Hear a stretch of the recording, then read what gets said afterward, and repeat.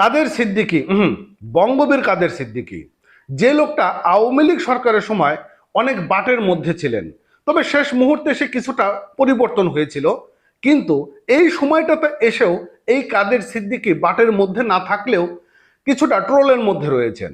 কারণ কাদের সিদ্দিকী সবসময় বঙ্গবন্ধু নিয়ে কথা বলেন, শেখ হাসিনা নিয়ে তিনি কোনো কথা বলেন না, কিন্তু বঙ্গবন্ধু নিয়ে কথা বলেন। আর এই বঙ্গবন্ধুকে কথা বলতে গিয়ে তিনি নাহিদের উদ্দেশ্যে যে কথাটি বলেছেন, এতে নাহিদের আর কোনো সম্মান রইল না। কারণ নাহিদ যে কথাটি বলেছেন সেটি হচ্ছে বঙ্গবন্ধু জাতির পিতা। এই কথাটি কে বলেছে? বঙ্গবন্ধু তো জাতির পিতা নন। তারই পরিপ্রেক্ষিতে বঙ্গবীর কাদের সিদ্দিকী বলেছেন যে কে যেন বলেছেন যে বঙ্গবন্ধু নাকি জাতির পিতা না, তাহলে আপনার পিতা কে?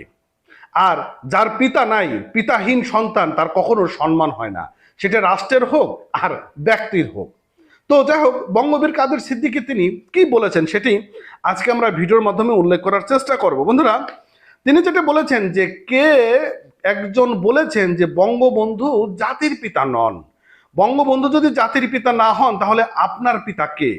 কোনো সন্তান পিতা না থাকলে সে সন্তানের সম্মান হয় না, সে সন্তান কুলাঙ্গার হয়। দেখুন, একটা কথা আমি আজকে আপনাকে বলি, আপনার মনে আছে কিনা যে কে বা কে যেন এই সাইদির মৃত্যুর পরে, অর্থাৎ সাইদির ফাঁসির পরে মিষ্টি বিতরণ করছিল।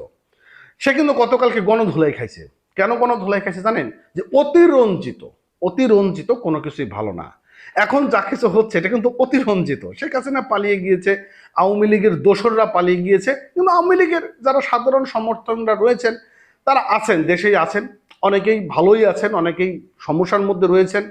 আছে আমার এলাকাতে আওয়ামী লীগের যারা ভালো সমর্থনরা ছিলেন তারা বেশ ভালোই আছে, কোনো সমস্যা নাই, এটি আবার অস্বীকার করা যাবে না। তো তিনি যেটা বলেছেন যে যে সন্তান শেখ হাসিনার পতন ঘটিয়েছেন, আমি অন্তরের অন্তঃস্থল থেকে সমর্থন করি। কারণ শেখ হাসিনার পতন আল্লাহর তরফ থেকে হয়েছে, অন্যায় অন্যায়ের জন্য হয়েছে। আপনাদের মুরদে শেখ হাসিনার পতন হননি। জনগণ যদি না চাইতো তাহলে শেখ হাসিনার পতন কখনোই আপনারা দেখতে পারতেন না। বাংলার মাটিতে বঙ্গবন্ধু চিরকাল থাকবে জানিয়ে কাদের সিদ্দিকী বলেছেন বঙ্গবন্ধু শেখ মুজিবুর রহমান আর শেখ হাসিনাকে এক করে কখনো দেখবেন না। আর যতদিন বাংলাদেশ থাকবে ততদিন জয় বাংলা থাকবে, ততদিন বঙ্গবন্ধু থাকবে। বঙ্গবন্ধু বাংলাদেশের জাতির পিতা হিসেবেই চিরস্থায়ী হয়ে থাকবে। তিনি কিন্তু এই কথাটা স্পষ্ট করেই বলে দিয়েছেন। এবং সব থেকে একটা মর্মান্তিক যে বিষয়টা সেটা আপনারা হয়তো দেখেছেন, সেটা হচ্ছিল বঙ্গবন্ধুর যে 32 নম্বর বাড়ি, সে 32 নম্বর বাড়িতে এক রিক্সাওয়ালা তিনি ফুল দিতে গিয়েছিলেন বঙ্গবন্ধুর স্মরণে। তাকে যেভাবে মব ভাইলেশন করা হয়েছে, পিটুনি দেওয়া হয়েছে, পুলিশকে দেওয়া হয়েছে এবং হত্যা মামলার আসামি বানানো হয়েছে, তাও মিথ্যা হত্যা মামলার আসামি বানিয়ে তাকে পুলিশ কাস্টডিতে দেওয়া হয়েছিল। তবে তাকে জামিন দেওয়া হয়েছে এবং অন্তর্বর্তীকালীন সরকারের পক্ষ থেকে এটা নিন্দাও প্রকাশ করা হয়েছে। কিন্তু এই যে যারা ঘটনাগুলো ঘটাচ্ছেন, আমি আপনাদেরকে বলি, আমি কিন্তু শুরুতেই বলেছিলাম যে সাইদের মৃত্যুতে যে লোকটা মিষ্টি বিতরণ করেছিল গতকাল গণধোলাই খাইছে। এখন যারা করছেন, এখন যারা এই কাজগুলো করছেন, আগামী দিনেও কিন্তু আপনাদেরকে অপেক্ষা করতে হবে। সময় কিন্তু কখনোই একতরফা ভাবে চলে না। শেখ হাসিনা কি কখনো মনে করেছিল 5 তারিখে তার বিদায় হবে? সে কিন্তু মনে করেনি।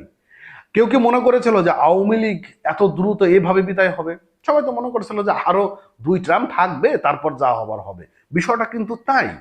বিষয়টা কিন্তু এটা মাথায় রাখতে হবে। এখন যেটা করতেছেন, মনে করতেছেন আওয়ামী লীগ কোনোদিন ব্যাক করতে পারবে না, আওয়ামী লীগের দেশে কোনো জায়গা হবে না। হ্যাঁ, শেখ হাসিনার জায়গা না হতে পারে, কিন্তু আওয়ামী লীগ কোনো একটা সময় দাঁড়ালেও দাঁড়াতে পারে। এটা কিন্তু একদম অস্বীকার করার কোনো কিছু নেই। এটা আজকের দিন তারিখটা মাথায় রাখবেন। ভালো থাকেন। নতুন হলে অবশ্যই চ্যানেলটা সাবস্ক্রাইব করবেন, পেজটা ফলো করতে ভুলবেন না। ধন্যবাদ এতক্ষণ সঙ্গে থাকার জন্য।